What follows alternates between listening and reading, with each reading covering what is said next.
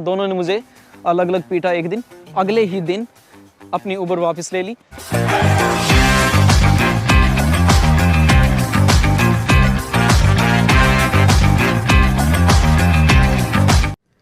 What's up guys, welcome back to my channel. और आज की वीडियो में आपको अपनी आफ्टर 6 मंथ की लाइफ बताऊंगा ऑस्ट्रेलिया में कि मेरा क्या एक्सपीरियंस रहा।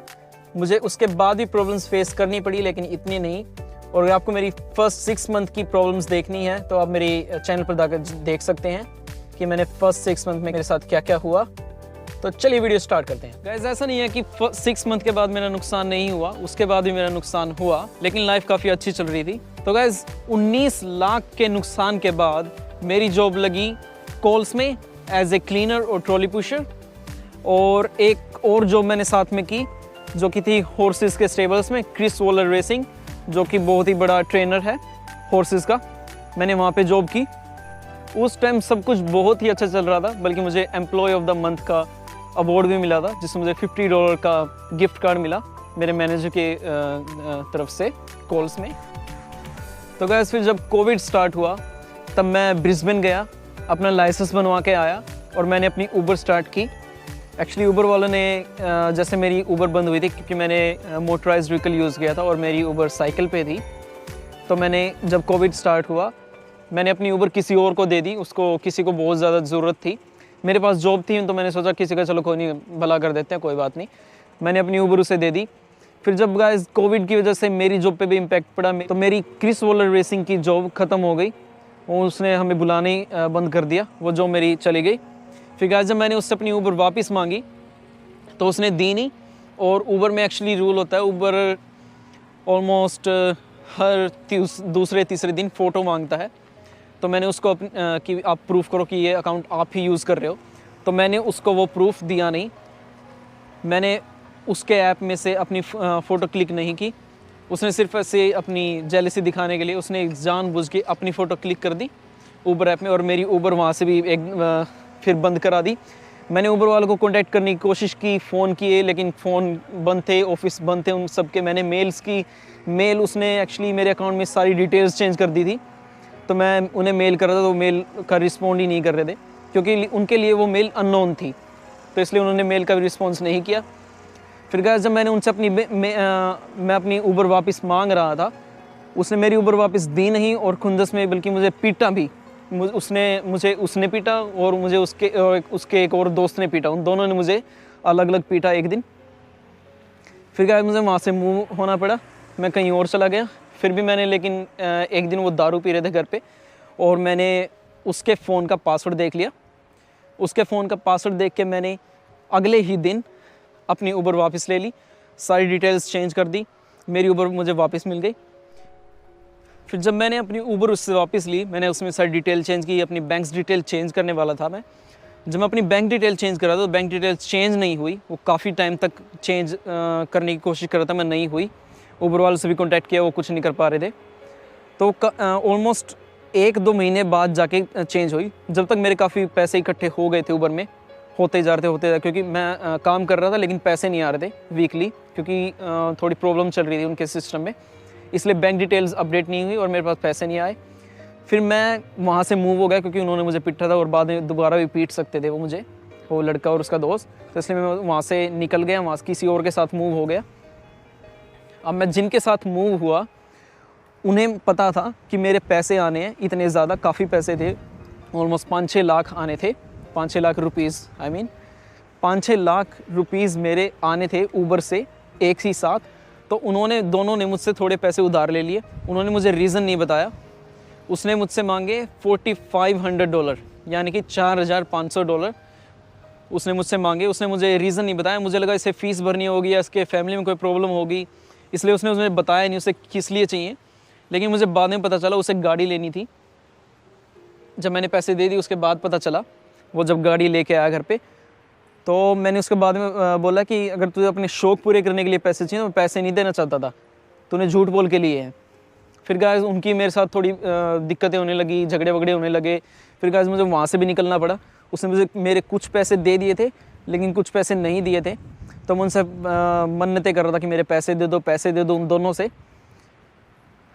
वो मुझे गाइस टाइम देते रहे, 1 हफ्ते बाद, 2 हफ्ते बाद, 2 मंथ बाद, 1 मंथ बाद। मैंने गाइस वेट किया, बहुत वेट किया। फिर एक बार जब उन्होंने मुझे ऑलमोस्ट 4-5 महीने वेट करवाया। फिर लास्ट टाइम जब उसने मुझसे कहा कि भी गौरव मैं 1 वीक बाद दूंगा पैसे, मैंने 1 वीक बाद उसे, 1 भी नहीं बल्कि मैंने उसे 2 वीक बाद फ़ोन किया कि भी पैसे दो मेरे दोनों के दोनों। तो वो गाइस वो मुझे गंदी गंदी गालियाँ देने लगा, बहुत ही ज़्यादा गंदी गालियाँ। मैं आपको स्क्रीनशॉट्स भी नहीं दिखा सकता, इतनी गंदी गालियाँ थी। उसने चैट में भी मुझे गालियाँ दी और मैंने उसे गाइस एक कुत्ता तक नहीं बोला।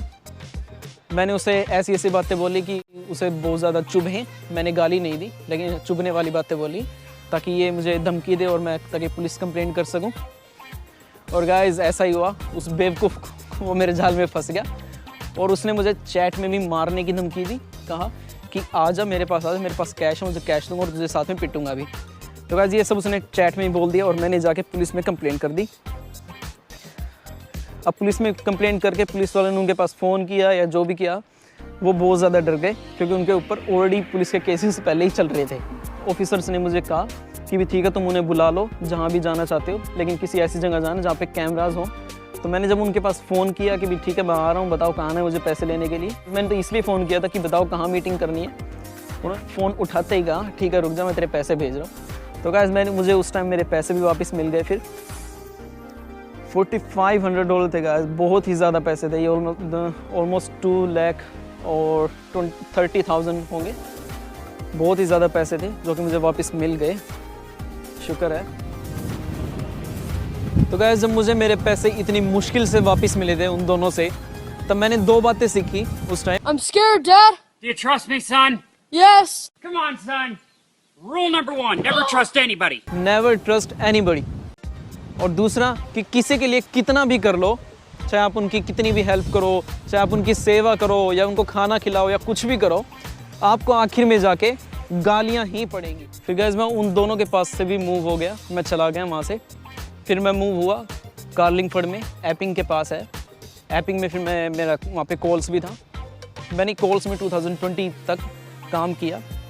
फिर उसके बाद मैंने वो जॉब भी छोड़ दी क्योंकि वहाँ पर एक मैनेजर थी, ओजी काइली नाम था उसका, वो सब इंडियंस को परेशान करने लगी थी, इसलिए मुझे वो जॉब भी छोड़नी पड़ी। फिर मैंने सिर्फ ऊबर स्टार्ट करी, सिर्फ ऊबर में, और कुछ नहीं कर रहा था ऊबर के अलावा। तब काफ़ी अच्छे पैसे बनते थे, दिन में बहुत अच्छे पैसे बनते थे। मैं उस टाइम सिर्फ ऊबर करता था, मैंने लोग डिलीवरी में एक साथ नहीं कर रहा था उस टाइम काफ़ी अच्छा काम चल रहा था। लेकिन मैंने क्या किया, मैंने सिर्फ किया 9 घंटे काम। जैसे दिन के सिर्फ $200-250 बना के घर चले जाते थे हम सब, मैं भी घर चला जाता था। फिर जब काम मंदा हुआ, इतना मंदा होगा कि ऊबर में 12 घंटे में सिर्फ $200 भी मुश्किल से बन रहे थे।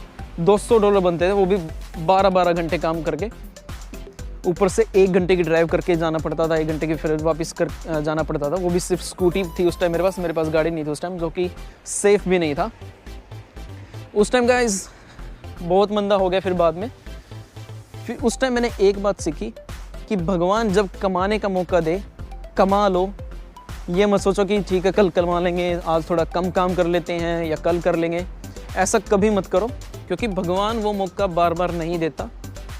आपको वो अपॉर्चुनिटी तभी यूज़ करनी पड़ेगी, वो अपॉर्चुनिटी हमेशा नहीं रहेगी। जैसे आपने सुना भी होगा कि नथिंग इज़ परमानेंट, कि कुछ भी परमानेंट नहीं है सिवाय एक चीज़ के, वो है प्रॉब्लम्स। यस गाइस, प्रॉब्लम्स के अलावा कुछ भी परमानेंट नहीं है। तो गाइस फिर जब मैंने कॉल्स की भी जॉब छोड़ के सिर्फ ऊबर स्टार्ट कर दी थी, फिर मैंने यहाँ पे मूव हो गया था DY। जैसे आपको पता ही है मैं DY रहता हूँ नॉर्थन बीचेस में।